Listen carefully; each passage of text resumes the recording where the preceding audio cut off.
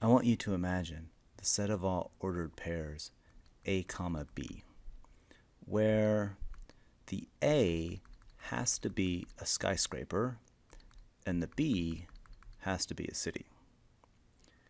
So for example, we could have the ordered pair Empire State Building, comma, New York, or the Burj Khalifa, that's in Dubai.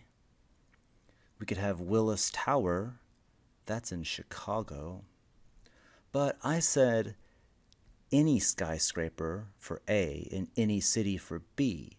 So we could have pairs that don't necessarily make sense. For example, the Burj Khalifa, comma, Seattle, or Taipei 101, comma, Houston. Those are all valid ordered pairs. What we've just created is called a Cartesian product.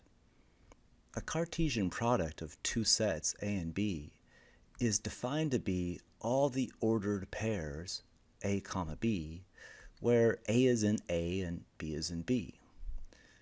Sometimes we write it like A cross B, and we call this a Cartesian product because it came from a guy called Descartes. He's the one that said, I think, therefore I am.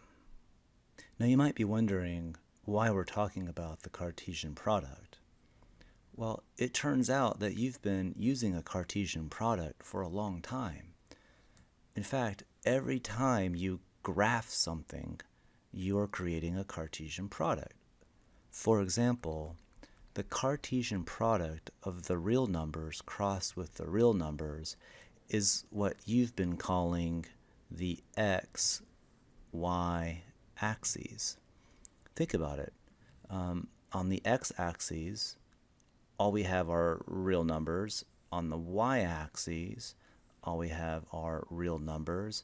And the points are all the possible ordered pairs. So, for example, that could be 1 and that could be 2. So that's the ordered pair 1, comma 2. There's a fancy way that you can write a Cartesian product using set notation, and that looks like this. A cross B is the set of all A comma B such that A is A and B is in B. And that's it. That's a Cartesian product. Now that we have a Cartesian product defined, we can talk about what is a relation. And it turns out a relation is really easy to understand if you know what a Cartesian product is, because a relation is just any subset of a Cartesian product.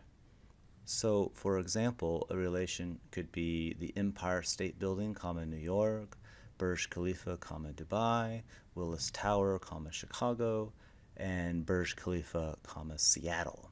That is a subset of the Cartesian product of skyscrapers and cities. Another relation could be all the points on a circle of radius 1.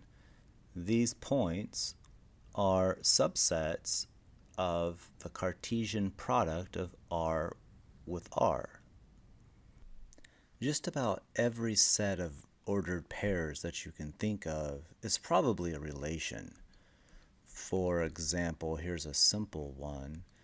We could let a relation be the set that contains the points 1, 1, 1, 2, and 1, 3. If we graphed this set, it would look like, well, here's 1, and then I guess we would have 1, 2, and 3, and there are the 3 points. Is that a subset of R cross R? Well, sure it is. It's a subset of the collection of all ordered pairs of real numbers. Now that we know what a Cartesian product is and a relation, we can finally define a function. A function f from a to b is just a subset of a cross b. Well, think about that for a minute. We already said that a relation is a subset of a cross b, and now I'm saying that a function is also a subset of a cross b. Therefore, all functions must be relations. But it's a special kind of relation. In particular, If we have the ordered pair a comma b in the function and a comma c is also in the function, then it must be the case that b and c are the same.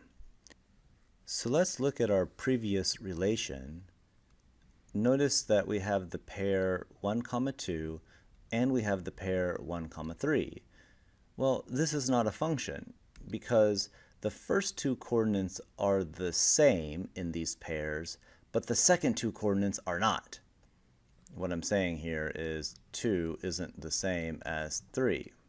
Sometimes with functions, it's nice to think in terms of inputs and outputs. We say the first coordinate of the pair is an input, while the second coordinate of the pair is an output. Then you can draw these nice arrows like I input 1 and it outputs 2. What happens if I input 1, it outputs 2, and I input 1 and it outputs 3? Well, that's not good. That's not a function, and that's this example over here, 1 comma 2 and 1 comma 3. If you have two outputs for a single input, well, it's not a function. What is a function is something like the second blue example. Here, I don't have an input going to two different outputs. However, I do have two inputs going to a single output, and that's okay. It's useful to think of functions like machines. They have inputs and outputs, and every input produces a unique output. You can think of a function like a Coke machine. If you put your money in the soda machine and you press the button for the soda and you get a soda, then you're pretty happy. But if you put the money in the machine and you press the button for a soda and you get a turtle, well, you're going to be confused. And you might be happy too, but the point is that the soda machine is no longer producing a single output for the input. Sometimes it gives you a Coke, and sometimes it gives you a turtle. When things like that happen, we usually say that our machine is broken. The last thing that I want to do is just show you a picture of all the objects that we talked about. So first off, we have the Cartesian product. That's the set of all ordered pairs of two sets.